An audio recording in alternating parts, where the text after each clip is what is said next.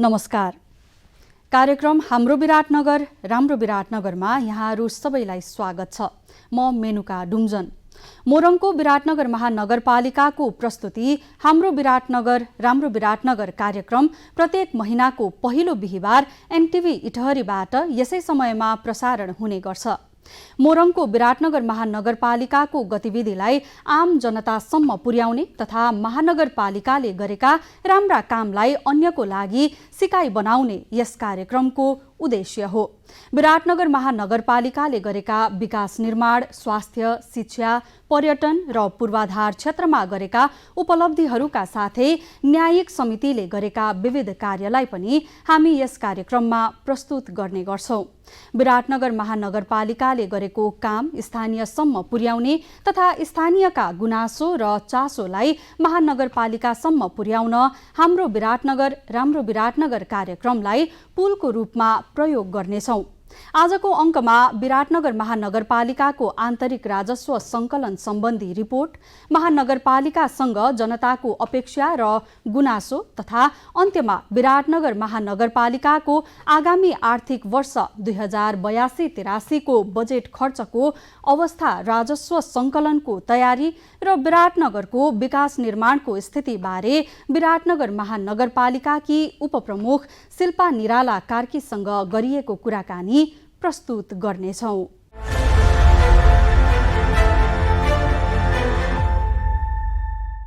विराटनगर महानगरपालिकाले चालु आर्थिक वर्षमा आन्तरिक राजस्व सङ्कलन लक्ष्य अनुसार गर्न नसक्ने भएपछि गत पौष 21 गतेको नगरसभाबाट बजेट संशोधन गरेको छ। चालु आर्थिक वर्ष 2082-83 मा 1 अर्ब 10 करोड रुपियाँ आन्तरिक राजस्व सङ्कलन गर्ने लक्ष्य राखेको थियो। गत भदौमा भएको जेनजी आन्दोलन र त्यसपछि भएको निर्वाचनका कारण तोकिए अनुसारको आन्तरिक राजस्व सङ्कलन गर्न नसकिएको र चैत मसान्तसम्म 34 करोड 77 लाख रुपियाँ राजस्व सङ्कलन गरेको विराटनगर महानगरपालिकाले जनाएको छ। आजको पहिलो प्रस्तुतिमा विराटनगर महानगरपालिकाको आन्तरिक राजस्व सङ्कलन प्रभावित सम्बन्धी रिपोर्ट। विराटनगर महानगरपालिकाले चालु आर्थिक वर्षको विगत 9 महिनामा लक्ष्य अनुसार आन्तरिक राजस्व सङ्कलन गर्न नसक्दा विकास निर्माणका कार्य प्रभावित भएको छ। चालु आर्थिक वर्ष 2082-83 मा 1 अर्ब 10 करोड रुपियाँ आन्तरिक राजस्व सङ्कलन गर्ने लक्ष्य राखिएकामा विगत 9 महिनामा 34 करोड 77 लाख रुपियाँ मात्र आन्तरिक राजस्व सङ्कलन गर्न सकेको विराटनगर महानगरपालिकाको राजस्व महाशाखाले जनाएको छ। विराटनगर महानगरपालिकाले घर बहाल कर, व्यवसाय कर, सम्पत्ति कर, घर नक्सा दस्तुर लगायतबाट तोकिएको आन्तरिक राजस्व सङ्कलन गर्ने लक्ष्य राखेको थियो। जेनजी आन्दोलनका कारण कार्यालयमा भएको क्षतिले सेवा प्रवाह प्रभावित भएको र स्थानीयले आर्थिक वर्षको अन्तिमतिर मात्र राजस्व बुझाउने गरेकाले आर्थिक वर्षको अन्त्यसम्ममा आन्तरिक राजस्व बढ्न सक्ने राजस्व महाशाखा प्रमुख सरोज कुमार गौतमले जानकारी दिनुभयो। धेरै कुराहरूले चाहिँ यसमा असर गरेको देखिन्छ। अहिले भर्खरै मात्रै पनि हामीले 1 number ward, 2 number ward, 3 number वार्डमा चाहिँ हाम्रो स्वयंसेवक परिचालन गरेर व्यवसाय करहरू, घर बहाल करहरू तिर्ने करदाताहरूको विवरण सङ्कलन गर्दा झन्डै 34% व्यवसायहरू अहिले पनि दर्ता नभएको अवस्था छ। त्यसमा पनि 15 देखि 20% व्यवसायहरू चाहिँ वार्षिक रूपमा नवीकरण नगरिदिने परम्परा भएको हुनाले लक्ष्य अनुसारको राजस्व चाहिँ उठ्न नसकेको हो भने अर्को घरबाल करमा हामीले जति लक्ष्य लिएको छ धेरै घरधनीहरू चाहिँ भाडामा लाउने अनि विराटनगरभन्दा बाहिर बसिदिने, काठमाडौँ बस्ने अनि विदेशमा बसिदिने, उहाँहरूले गर्दा पनि धेरै बाल करहरू, सम्पत्ति करहरू चाहिँ असुल नभएको अवस्था छ। विराटनगर महानगरपालिकाले तेस्रो त्रैमासिकसम्म सम्पत्ति कर 8 करोड 88 लाख 63 हजार, बहाल कर 6 करोड 72 लाख 97 हजार, नक्सा 5 दस्तुरबाट 3 करोड 59 लाख, सिफारिस दस्तुरबाट 1 करोड 85 लाख, व्यवसाय कर बापत 4 करोड 92 लाख 87 हजार रुपैयाँ राजस्व संकलन गरेको छ। महानगरपालिकाले विभिन्न 28 वटा शीर्षकमा राजस्व उठाउने गरेको छ। विराटनगर महानगरपालिकाले गत असार 10 गते चालु आर्थिक वर्ष 2082-83 का लागि करिब 4 अर्ब रुपैयाँ बराबरको बजेट ल्याएको थियो। गत भदौमा भएको जेन्जी आन्दोलनका बेला कार्यपालिकाको कार्यालय र वडा कार्यालयहरूमा गरिएको आगजनीले सेवा प्रवाह प्रभावित भएको र संघीय तथा प्रदेश सरकारबाट प्राप्त हुने अनुदान घटाइएपछि विराटनगर महानगरपालिकाले पनि गत पौष 21 गतेको नगरसभाबाट 20% बजेट कटौती गरेको थियो। आन्तरिक राजस्व संकलन न्यून हुनुका साथै बजेट समेत कटौती गरिएपछि विकास निर्माणको कार्य प्रभावित भएको छ।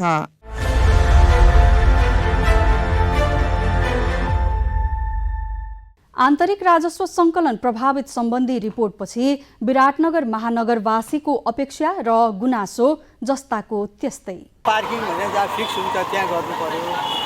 अनि त्यहाँबाट बाटाको छेउमा अब सबैभन्दा ठुलो समस्या एउटा मैले के देखाएको छु भने यो जुन फुटपाथ छ नि त्यसमा मोटरसाइकल पार्किङ गरे हुन्छ। देख्नु भएको छ त्यही नै जहाँ पनि हेर्नु मोटरसाइकल पार्किङ राखेको हुन्छ त्यो फुटपाथमा।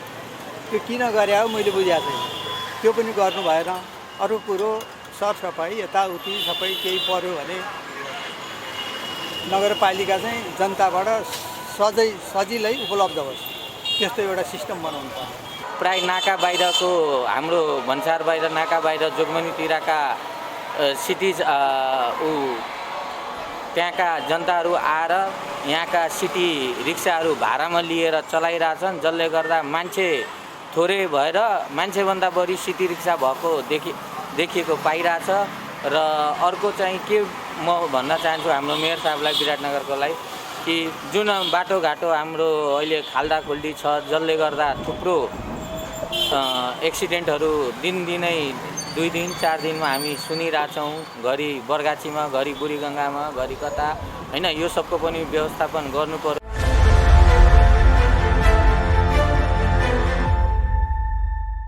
विराटनगर महानगरपालिकाले आर्थिक वर्ष 2082-83 को बजेट लक्ष्य अनुसार खर्च नहुने अवस्था देखिएको छ। जेएनजी आन्दोलनका कारण महानगरपालिकाको भौतिक संरचनामा भएको क्षति र आन्तरिक राजस्व संकलन लक्ष्य अनुसार नभएकाले विकास निर्माणका गतिविधि प्रभावित हुने भएको हो। महानगरपालिकाले प्री-3 मा राखेका धेरै योजनाहरू कटौती गरेको जनाएको छ। विराटनगर महानगरपालिकाको आर्थिक वर्ष 2082-83 को बजेट खर्चको अवस्था, राजस्व संकलनको स्थिति र विकास निर्माणका गतिविधिहरूबारे आज हामीले विराटनगर महानगरपालिकाकी उपप्रमुख शिल्पा निराला कार्कीसँग कुराकानी गरेका छौं। अबको प्रस्तुति उपप्रमुख शिल्पा निराला कार्कीसँग गरिएको कुराकानी। हाम्रो विराटनगर राम्रो विराटनगर कार्यक्रममा यहाँलाई स्वागत छ। हस्, धन्यवाद। यो आर्थिक वर्षको अन्तिम समय भयो। अब यसमा चाहिँ अब बजेट धेरै खर्च गर्ने समय पनि आएछ। अहिले हाम्रो यो बजेटको अवस्था कस्तो छ र अनि आन्तरिक स्रोतको अवस्था कस्तो छ? अहिलेको हाम्रो बजेट गत वर्षको कम्पेरिटिभली हाराहारीमै छ। आज हिजोसम्मको हाम्रो 34 करोड 77 लाख राजस्व सङ्कलन भइसकेको छ भने हाम्रो जहिले पनि राजस्व सङ्कलन वर्षको अन्तिमतिर जेष्ठ असारतिर उठ्ने भएकोले गर्दाखेरि पहिलाको कम्पेरिटिभली जुन रेसियोमा उठ्नुपर्ने थियो त्यो रेसियोमा नै उठिरहेको छ। कामको पनि हाम्रो वार्ड स्तरीयबाट जति पनि भौतिक पूर्वाधारका कामहरू छन् तिनीहरूको काम चाहिने स्पिडमा सकेर सम्पन्न गर्ने कामहरू सबै भइसकेका छन् भने महानगर स्तरीयहरू पनि सम्झौता हुनुपर्ने अधिकांश सम्झौता भइसकेका छन्। टेन्डरमा जानुपर्ने टेन्डरमा गइसकेको छ। अब अन्तिम एउटा टेन्डर निकाल्ने प्रक्रियामा छ। जस्तै यो धेरै योजनाहरू चाहिँ के अरे उपभोक्ता समितिहरू मार्फत पनि गरिरहेछ, त्यो सबै सम्पन्न भइसकेको छ। हाम्रो उपभोक्ता समिति गठन गर्ने कामसम्म चाहिँ भइसकेको छ हैन। काम चाहिँ नि सम्पन्न भइसकेको छैन। जुन सानो सानो बजेटको कामहरू थियो 5 लाख 7 लाख बजेटका कामहरू चाहिँ नि उपभोक्ता समिति गठन भएर काम सुरुवात हुने प्रक्रियामा छ। यो जस्तै अलि यो जुन अलिकति भनौँ न सङ्घीय सरकारले प्रदेश सरकारले पनि आफ्नो बजेट कटौती गरिसकेपछि हामीले पनि अब 20% जति कति बजेट कटौती गरेका छौँ त्यसले यो जुन योजनाहरूमा असर परेको छ कि छैन? छैन। हामीले पुसको सभाबाट विराटनगर महानगरको पालि हामीले 20% योजनाहरू कटौती गरेका छौँ। तर त्यो 20% योजनाहरूमा चाहिँ नि अति आवश्यक कुराहरूलाई चाहिँ हामीले काटेका छैनौँ। हामीले बजेट बनाउँदैखेरि P1, P2, P3 गरेर बजेट बनाएका थियौँ होइन। गर्नै पर्नेलाई P1, त्यसपछि P2 र P3 चाहिँ नि अर्को वर्ष गर्दा पनि हुने योजनाहरूलाई चाहिँ नि P3 गरेका छौँ र त्यो P3 लाई चाहिँ नि काटेका छौँ। त्यति साह्रो असर पर्दैन। जस्तै अब यो भनौँ न आन्तरिक स्रोत नै पनि 1 अरब 10 करोड उठाउने भन्ने लक्ष्य थियो, पछि तपाईँहरूले 20% घटाउनु भयो। अब त्यसमा पनि अब यो 9 महिनामा जम्मा 34 करोड 77 लाख मात्रै उठ्यो। अब यसले त सबै असर पर्दैन र? होइन, यो हाम्रो विराटनगरको टेन्डेन्सी नै त्यस्तो छ होइन। जहिले पनि लास्टमा असारमा चाहिँ नि हाम्रो अराउन्ड 50% राजस्व चाहिँ नै सङ्कलन हुन्छ। गत वर्ष पनि हाम्रो अहिले पनि यो गत वर्षको रेसियोमा यो वर्ष पनि हामीले 60 देखि 65 चाहिँ नै हाम्रो उठ्ने लक्ष्य लिएका छौँ। जस्तै अब यो सङ्घीय सरकारले दिने अनुदानहरू छ नि, समानीकरण अनुदान, अन्य अनुदान, सशर्तहरू, त्यो चाहिँ के छ? तिनीहरू चाहिँ कसरी आइरहेछ अहिले? त्यो उहाँहरूले जसरी पठाउनुहुन्थ्यो पहिलो किस्ता, दोस्रो किस्ता, तेस्रो किस्ता गरेर हरेक त्रैमासिकमा उहाँहरूले पठाउने गर्नुभएको थियो। त्यही अनुसारको अहिलेसम्म पठाइरहनु भएको थियो। सायद अब अन्तिम किस्तामा चाहिँ नि उहाँहरूले कम गर्नुहुन्छ। जस्तै अब यो अन्तिम समयमा जस्तै तपाईँहरूले टेन्डर लगाउनुहुन्छ होइन, अनि काम सुरु भइसकेको हुन्छ, अनि लास्टमा गएर चाहिँ फेरि गर्दाखेरि त दायित्व त बढ्यो। त्यसको त जुन ठेकदारहरूलाई दिनुपर्ने पैसाहरू, निर्माण व्यवसायलाई दिनुपर्ने पैसाहरू त दायित्व त बढ्छ। त्यसलाई चाहिँ कसरी मेन्टेन गर्नुहुन्छ? पहिला त धेरै नै ठुलो रेसियोमा चाहिँ नि त्यो तिर्नुपर्ने दायित्वहरू हुन्थ्यो। हामी निर्वाचित भएर आएपछि हामीले चाहिँ नि दायित्व सार्नेलाई चाहिँ नि असार मसान्तसम्ममा काम सकिसक्नुपर्ने र असार 20 गतेसम्ममा चाहिँ नि फाइनल बिल लेखासम्ममा पुगिसक्नुपर्ने र असार मसान्तसम्ममा चाहिँ नि हामीले गर्ने र त्योभन्दा बाँकी रहेको कामलाई चाहिँ नि हामीले दायित्व नसार्ने भनेर वडा स्तरीय योजनाहरू दायित्व नसार्ने भनेको कारणले गर्दाखेरि वडा स्तरीय योजनाहरू हाम्रो सबै असारभित्रै सकिन्छ। नगर स्तरीय बहुवर्ष योजनाहरू मात्रै बाँकी रहन्छ। त्यसको दायित्व सार्दाखेरि त्यति ठुलो दायित्व रहँदैन अर्को वर्षमा। जस्तै यो जुन विगत 3 अब 4 वर्ष नै भइसक्यो तपाईँहरूको होइन कार्यकाल, यो 4 वर्षमा चाहिँ जुन किसिमबाट जुन रफ्तारमा चाहिँ विकास निर्माण काम हुनुपर्थ्यो त्यो के कारणले चाहिँ नभएको हो त? यो खालि यो बजेटै नभएर हो कि यो हामीले काम गर्न या म्यानेजमेन्ट गर्न नजानेर हो? यो होइन, अब तपाईँले कस्तो खालको विकास निर्माणको काम नभएको भन्नुभयो होइन। 4 वर्ष अगाडि हामी आउनुभन्दा पहिले महानगरबाट गर्ने काम होइन, UNDP को अरू कामहरू होइन, मैले नितान्त महानगरबाट गर्ने काम, महानगरबाट टेन्डर निकाल्ने काम। एकचोटि तपाईँले योजना शाखामा गएर वर्षमा त्यो बेला कतिवटा टेन्डर निक्लिन्थ्यो र हामी निर्वाचित आए पश्चात चाहिँ वर्षमा कतिवटा टेन्डर निस्किन्छ भनेर एकचोटि कम्पेयर गरेर हेर्नुभयो हुन्छ। त्यो बेला वर्षभरिमा 30वटा 35वटा टेन्डर निस्किन्थ्यो भने अहिले 100+ वटा टेन्डर निस्किरहेको छ भनेपछि विकास निर्माण त नभएको पक्कै होइन होला। अनि जस्तै अब यो विकास भनौँ न त्यो हिसाबले जुन किसिमबाट जुन रफ्तारमा होइन, अन्य पालिका भनौँ न अब अस्ति पनि हाम्रो यो के अरे महानगरपालिका चाहिँ फर्स्ट भयो यो आर्थिक उसमा चाहिँ। अब त्यो हिसाबले चाहिँ अन्य उसमा चाहिँ अन्य क्षेत्रहरूमा चाहिँ त्यो किसिमको नभएको भन्ने गुनासो छ क्या जनताको।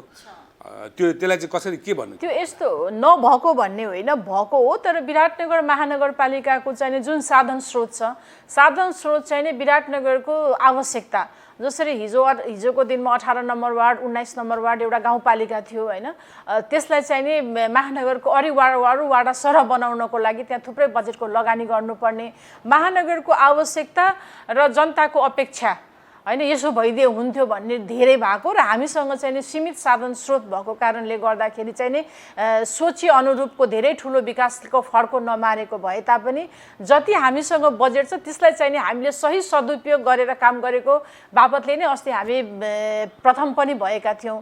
विकास भएको हो तर आवश्यकता अनुसार कम भएको। जस्तै यो चालु आर्थिक वर्षको बजेट चाहिँ 4 अरब बराबरको थियो होइन, अब 20% तपाईँहरूले घटाइहाल्नुभयो।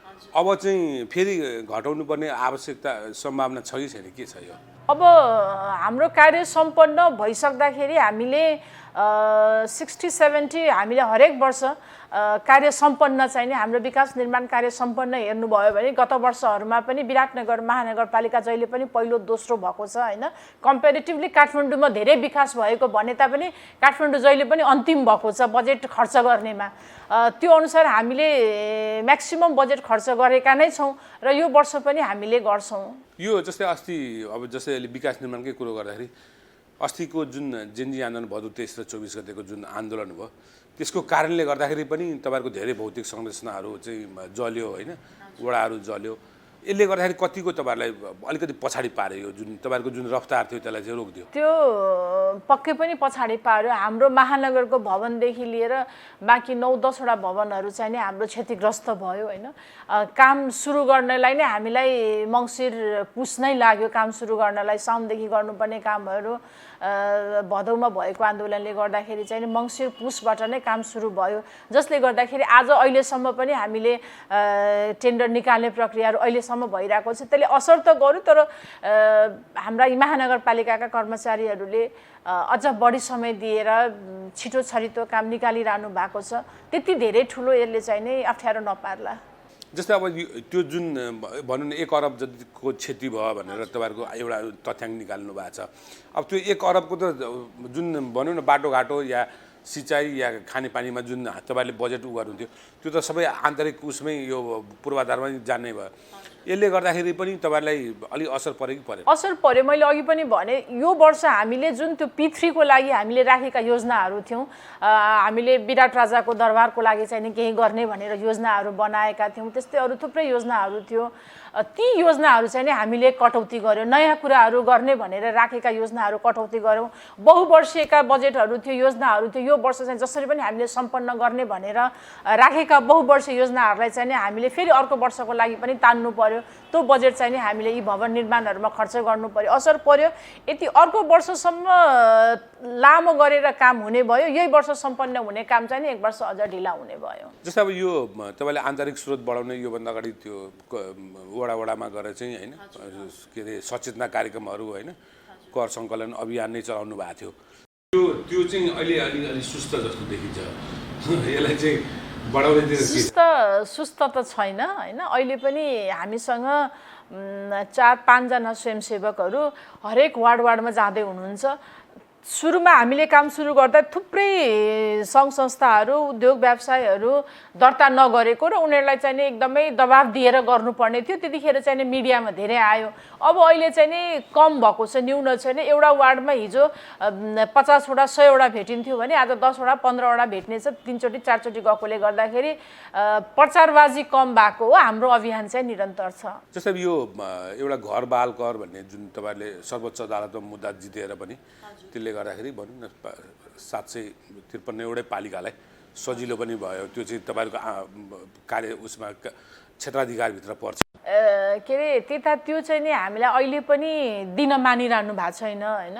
अनि हामीले चाहिँ नि बारम्बार त्यस्ता बिग पार्टीहरूलाई जसले पुर्याउनु पर्ने संस्थागत कर हामीलाई बुझाउनु पर्ने छ, उहाँहरूसँग चाहिँ नि हामीले भेटेर कुरा गरेर उहाँहरूलाई अझै पनि 2-3 वटा टेक्निकल प्रब्लमहरू छ जुन चाहिँ नि हामीले यहाँ दिइसक्दाखेरि चाहिँ नि भोलि करले हामीलाई रेस्पोन्स नगर्ला, करले नमान्ला भन्ने कुरा छ।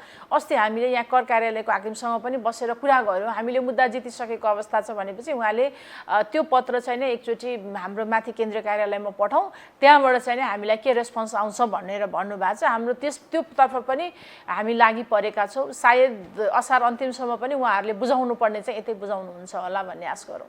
अनि यो चाहिँ त्यही त यो चाहिँ घर बाल करको विवाद त धेरै पहिलेदेखि नै थियो होइन। तपाईँहरूले सर्वोच्चसम्म मुद्दा लड्नु पर्यो। यो चाहिँ के कारणले हो? यो जस्तै अब सङ्घीय सरकारले कानुन बनाइदिनु पर्ने प्रदेश सरकारले हो कि पालिकाले आफ्नै एउटा कार्यविधि बनाएर चाहिँ गर्दाखेरि चाहिँ यो चाहिँ तपाईँहरूको क्षेत्राधिकारभित्र आएर चाहिँ सजिलै भनौँ न। अब यहाँ चाहिँ यो पैसा नबुझाउने तर कर कार्यालयमा चाहिँ बुझाउने भनेर भन्नुहुन्छ किन हो? हामी स्थानीय तह चाहिँ अब हाम्रो पालिकाभित्र हामीले अनुगमन नियमन गर्न सहज होइन। अनि त्यसपछि उहाँहरूले बुझाउने कर कति बुझाउनु पर्ने, के गर्ने बुझाउनु पर्ने भन्ने कुरा डकुमेन्ट भन्दा पनि हामी फिजिकली त्यहाँनिर पुगेर इन्ची टेपले नापेर लिने भएको कारणले गर्दा उहाँहरूलाई चाहिँ हामीलाई भन्दा उता बुझाउन सहज। त्यहाँ चाहिँ नि के अरे कागज बोकेर जतिको गयो त्यति नै बुझाउँदा हुने, तर हामी कहाँ चाहिँ त्यसरी हुँदैन। हामी चाहिँ स्पोर्टमा गएर हेरेको कारणले गर्दा उताभन्दा चाहिँ यता बढी बुझाउनु भएको कारणले उनीहरू चाहिँ उता बुझाउन इच्छुक हो। कानुनले हामीलाई उठा भनिसकेपछि इम्प्लिमेन्ट गर्नलाई गाह्रो भएको छ, ढिलो चाँडो हामी इम्प्लिमेन्ट गराउँछौँ त्यसलाई। जस्तै अब यसको लागि चाहिँ सङ्घीय सरकारले चाहिँ के गरिदिनुपर्छ? जस्तै तपाईँ सङ्घीय सरकारले यो चाहिँ स्थानीय तहले उठाउनु पर्ने हो। स्थानीय तहलाई नै बुझाइदिनुहोस् भनेर उहाँले एउटा परिपत्र गरिदिनु भयो भने हुन्छ। जस्तै अघि तपाईँले भन्नुभयो नि यो चाहिँ जुन चोरी घरबालको करको चोरीको कारणले गर्दाखेरि यता बुझाउनुको सट्टा उता आन्तरिक उसमा बुझाउने, एकातिर उसले अलिक बढीमा चाहिँ बाल लगाउने, घर बालमा दिने, तर चाहिँ के अरे कर बुझाउँदाखेरि चाहिँ कमको भनेर चाहिँ बुझाउने, त्यो कारणले हो भनेपछि अब अहिले बालेनको सङ्घीय सरकारै अलिकति भ्रष्टाचार उसको विरुद्धको उ छ।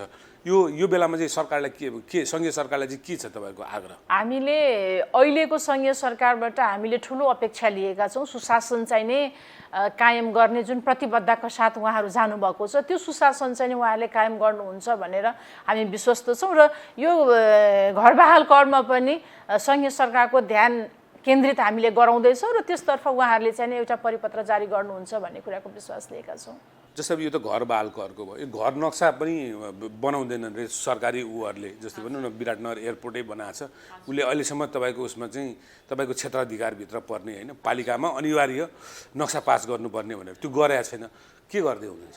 त्यो त थुप्रै सरकारी कार्यालयहरू, एयरपोर्टहरू जसको चाहिँ नि घर नक्सा नबनाइकन बनेका भवनहरू छन् होइन, त्यससँग चाहिँ नि हामीले बारम्बार प्रयास गरिराख्दाखेरि उहाँहरूको चाहिँ कस्तो आउँछ भने यहाँबाट हामीलाई भनेर केही पनि हुँदैन। हामी सबैको उहाँहरूको चाहिँ नि केन्द्रीय कार्यालय काठमाडौँमा भएको कारणले गर्दाखेरि हामीलाई त माथिबाट आएको बजेट हो, हामी त केही गर्न सक्दैनौँ, केन्द्रीय कार्यालयसँग चाहिँ यहाँले लबिङ गर्नुपर्छ भन्नुभएको छ।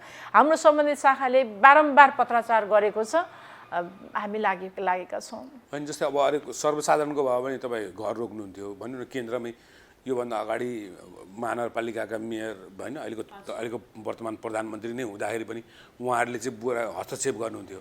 हामी यो विराटनगर महानगरपालिका चाहिँ किन गर्नु बन्दै गरेको चाहिँ नि हामीले हस्तक्षेप गरेका छौँ होइन। बन्दै गरेको चाहिँ नि हामीले कसैलाई पनि, चाहे त्यो सरकारी कार्यालय अड्डा होस्, चाहे त्यो कसैको व्यक्तिगत होस्, त्यसलाई चाहिँ नि हामीले हस्तक्षेप गरेका छौँ, रोकेका छौँ। तर बनिसकेका भवनहरू, एयरपोर्टहरू तिनीहरूलाई चाहिँ नि हामीले डोजरै लगेर भत्काउने काम चाहिँ गरेका छैनौँ। त्यही त अब के छ तपाईँहरूको यो? हामी चाहिँ नि कानुनबद्ध, नीतिबद्ध सबैजना सुशासित हुनुपर्छ, चाहे त्यो व्यक्ति होस्, चाहे त्यो संस्था होस्, त्यो मान्यता चाहिँ सबैले राख्नुपर्छ। बलभन्दा पनि बुद्धि प्रयोग गरेर उहाँहरूले दिनुहोस् भन्ने कुराको हामी प्रयास गरेका छौँ। यहाँबाट नभएर हामीले पत्रचार गरेको छौँ। अब उहाँहरूसँग मिटिङ गरेर भए पनि यसलाई कानुनबद्ध रूपमा चाहिँ नै गराउने प्रक्रियामा छौँ। जस्तो अब यो त उसको भयो, अब यो सिटी रिक्सा छ, हिजो अस्ति तपाईँको उसमा हुन्थ्यो, तपाईँका दर्ता हुन्थ्यो, तपाईँलाई आम्दानी हुन्थ्यो।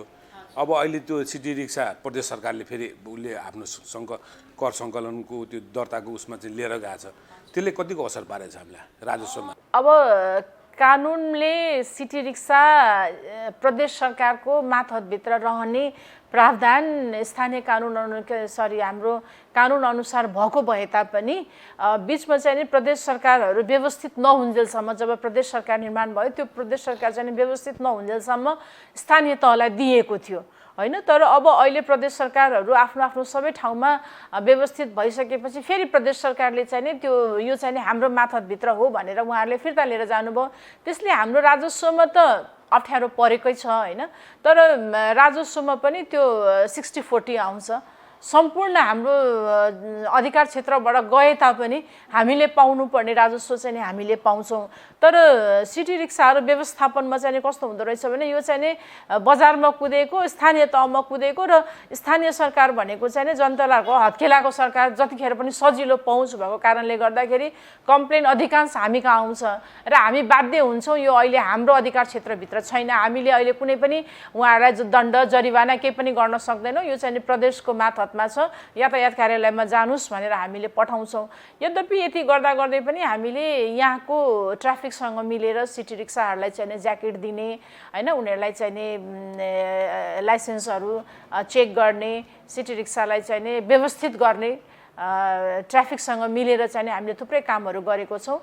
तर त्यसलाई नियमन गर्ने काम चाहिँ नि प्रदेश सरकारले गर्दै हुनुहुन्छ। अनि जस्तो अहिले यो विराटनगरमा चाहिँ एउटा गुनासो छ नि, सिटी रिक्सा चाहिँ एउटा व्यवस्थापनै गर्न सकेन भन्ने छ।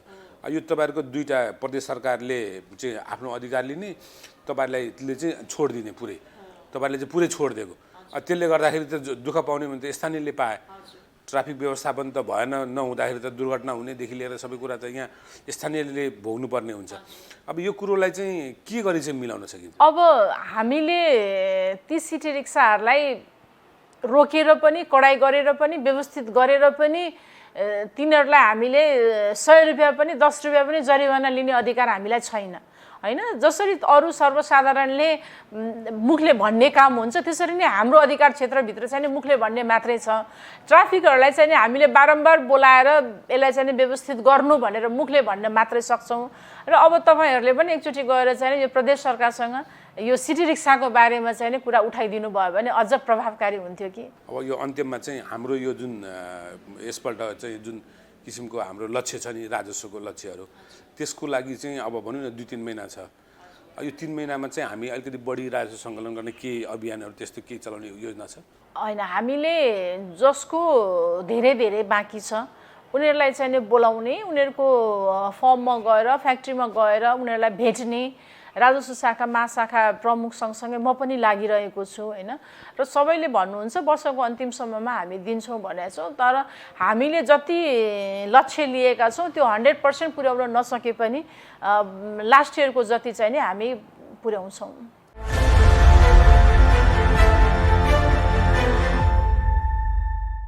दर्शकवृन्द, हाम्रो विराटनगर राम्रो विराटनगर कार्यक्रमको समय सकिएको छ। आजको हाम्रो विराटनगर राम्रो विराटनगर कार्यक्रम कस्तो लाग्यो? तपाईले सुझाव तथा सल्लाह हामीलाई पठाउन सक्नुहुन्छ। एनटिभी इटहरीका यी सहित विभिन्न कार्यक्रम तथा समाचार तपाईले हाम्रो वेबसाइट www.nepaltvonline.com मा लगइन गरेर पनि हेर्न सक्नुहुन्छ। साथै नेपाल टेलिभिजन एप डाउनलोड गरी आफ्नै मोबाइलमा पनि हेर्न सक्नुहुन्छ। यो कार्यक्रम तपाईले एनटिभी इटहरीको युट्युब च्यानलमा पनि हेर्न सक्नुहुन्छ। हस्त आजको कार्यक्रमबाट हामी सबैलाई बिदा दिनुहोस्। नमस्कार।